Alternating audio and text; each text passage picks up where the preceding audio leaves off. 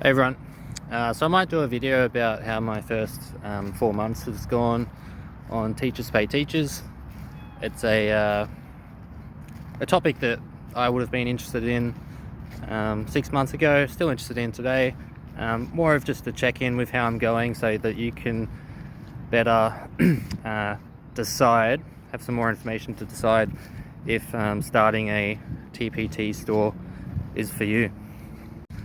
Alright, so it's now July, it's the start of the school holidays in Australia, end of semester 1, in Victoria that is anyway.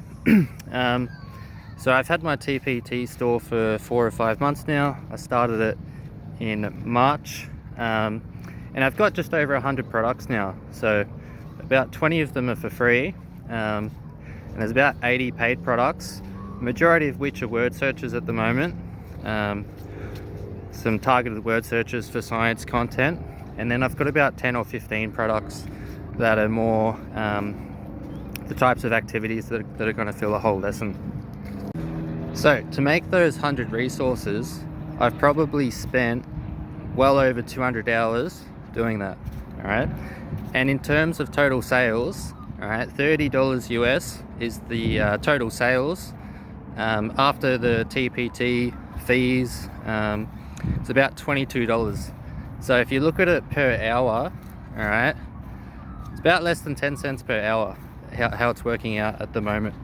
So not a great investment of time, is what it would appear 5 months in.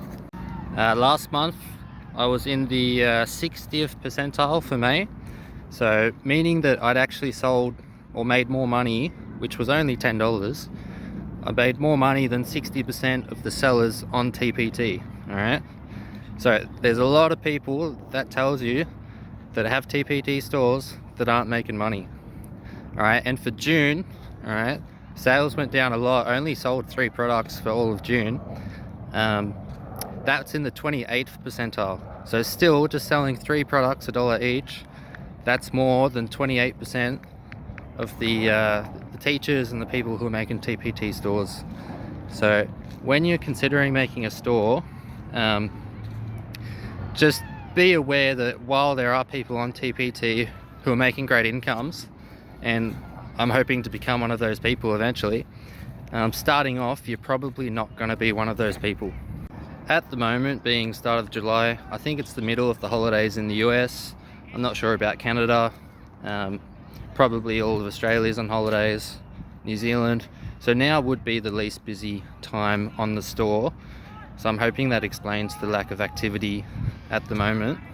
What I'm going to try and focus on for the next 2 weeks of this short break that I get is to try and make products that I'm actually going to be using in class for next term and the term 4 of the year. I find what I've been doing for the last few months has been productive, but it's added a huge workload to just being a teacher, trying to make these additional products that aren't directly related to what I'm actually doing in class at the moment. So what I've been doing is using textbooks and looking at the main themes and trying to make these kind of interactive word searches based on those themes, which would be valuable to teachers in certain situations. But what I'm currently teaching at school, being Year 7 and Year 8 science this year, these things that I've been making, these products, they haven't actually been contributing to the things I've been doing in class that often. Every now and again I can use them, but what I'm finding is I'm doubling my workload trying to get this TPT store started and create meaningful and engaging lessons for the students.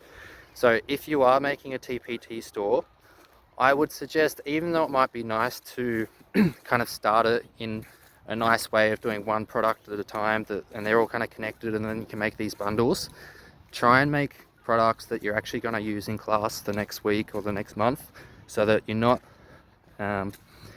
you're reducing your normal workload while making your TPT products, and you're actually getting your students to test the products in class to see, sometimes they spot mistakes in them, to see if they're actually engaging. Maybe it just wasn't a good idea. So definitely try and combine what you're doing for your TPT store with what you're actually doing in the classroom, assuming that you are a classroom teacher.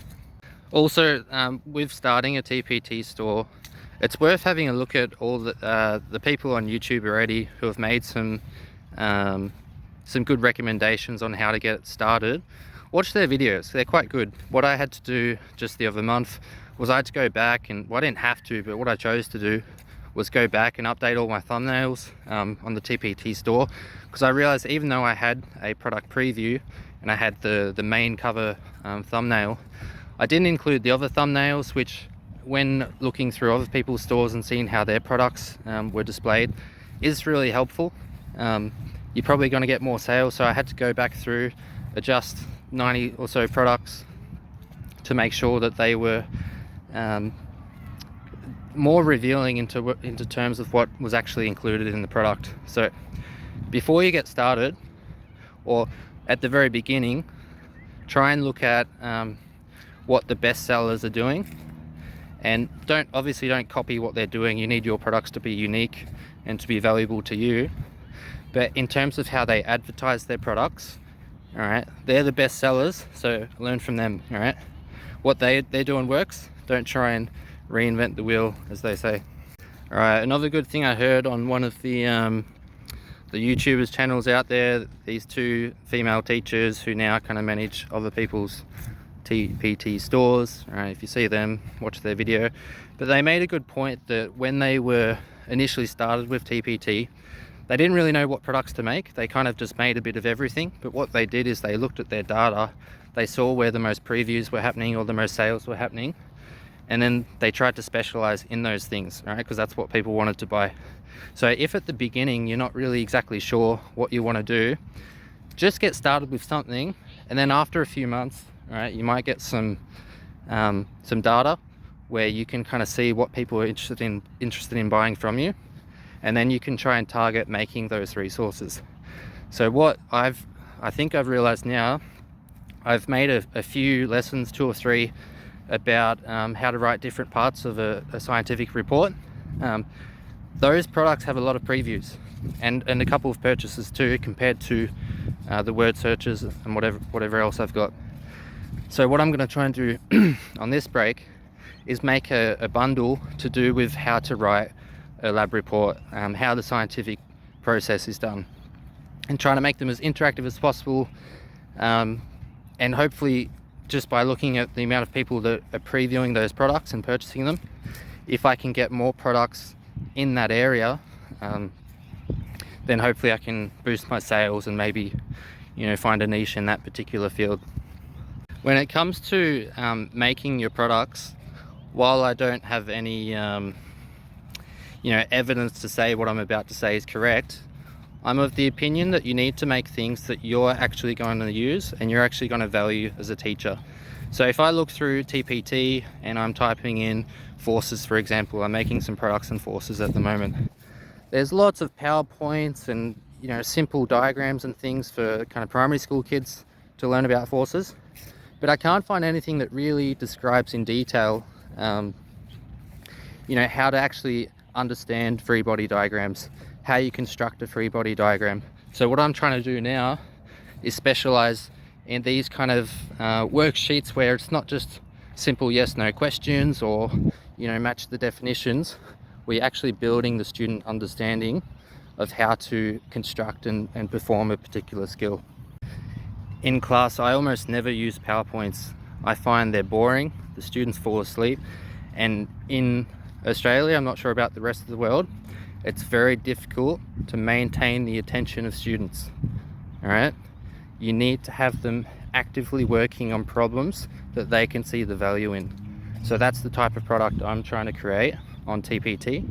Less passive learning, more engagement from the students, where they have the ability to be autonomous, to work through the worksheets independently if required, given the amount of replacement teachers that are in schools today.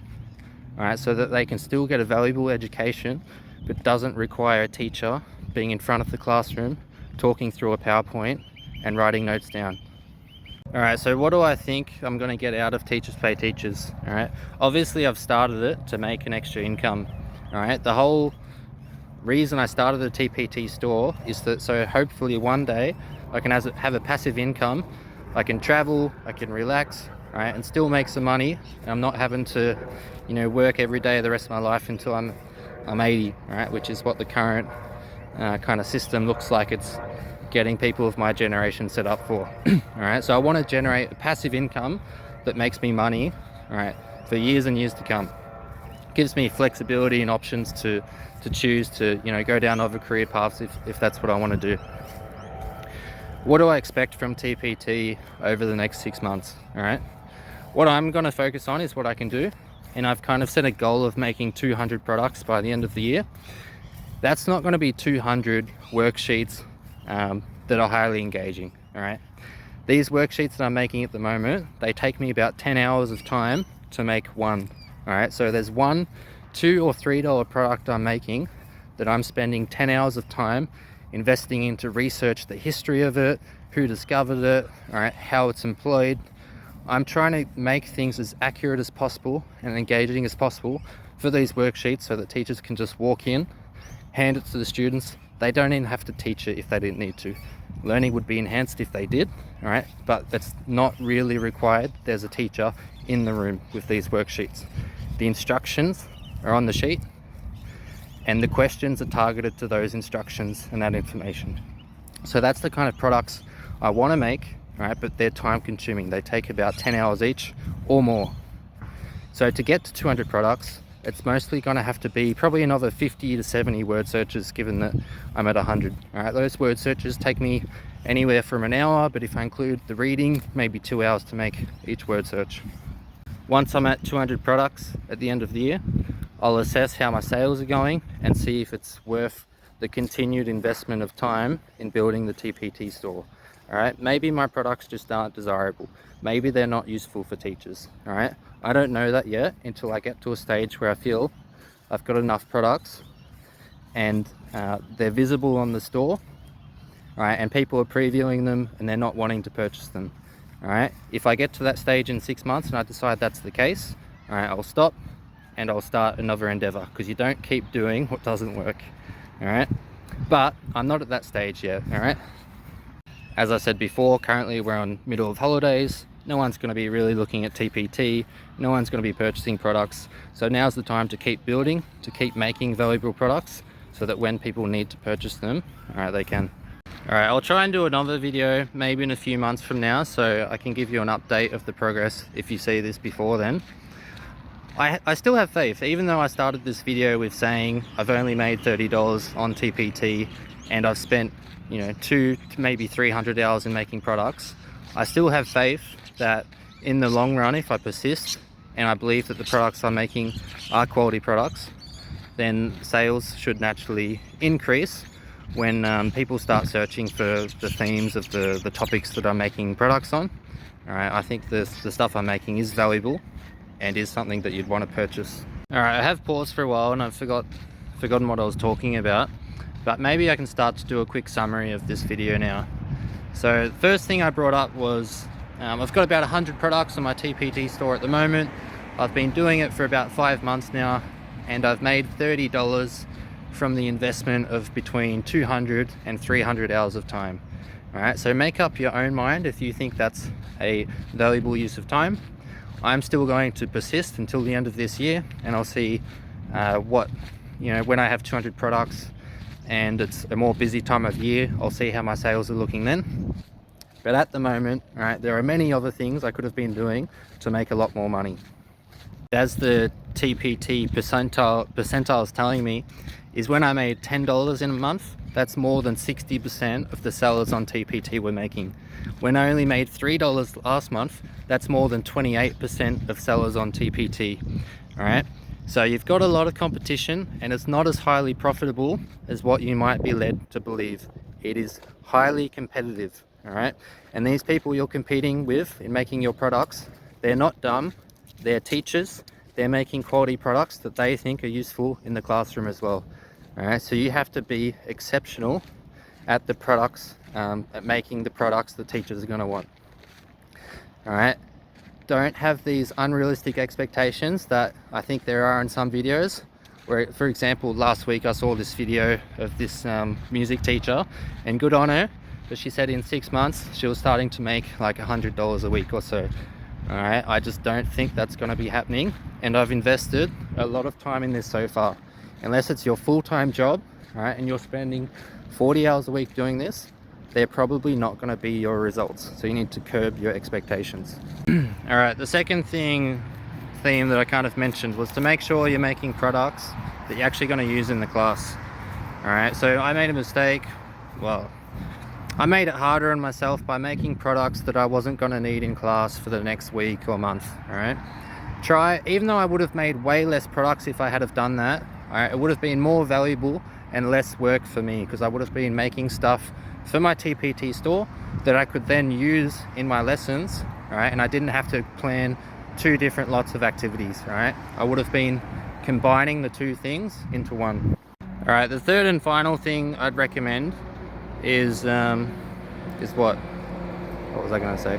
All right, once you've started making products, all right, look at your data and see where you're getting the most, all right, interest from buyers. All right, it's kind of unfair that teachers have to spend their money, all right, to educate the students, but that's the world that we live in. All right, so just make sure your products are adding value to teachers, and make products that teachers find valuable. All right, look at your data and see where the interest is. All right, so to conclude, curb your expectations, make products that you're actually going to be using in your class. All right, if you're not a teacher, probably don't even try with TPT, because it's going to be very hard to make engaging lessons for students that you don't know how they actually behave in the classroom. And the third thing, all right, look at your data and see what that's telling you in terms of what your next product should be. They're my 3 takeaways after 4 months of trying to get a TPT store up and running. I'll do another update video in a few months and let you guys know if there's any progress, or you know, if I'm going to continue making the store, or if I'm going to give up because it just wasn't working for me. All right, that happens sometimes in life. We'll see what happens with this. All right, you never know when something's going to work out. I'm hoping this TPT store thing works out for me. I'm putting a lot of effort in it. All right, I'm learning a lot by doing this too, because I have to understand the products to a greater detail than what you would otherwise if you're just using someone else's product. To make a product, you actually have to understand the ins and outs of the topics quite well, so that you actually get to the things that are important and valuable. But yeah, we'll see how it goes. All right, I'll do an update video in a few months. Thanks for watching. If you're a science teacher, check out my store, Science by Juddy. And yeah, we'll see what's to come.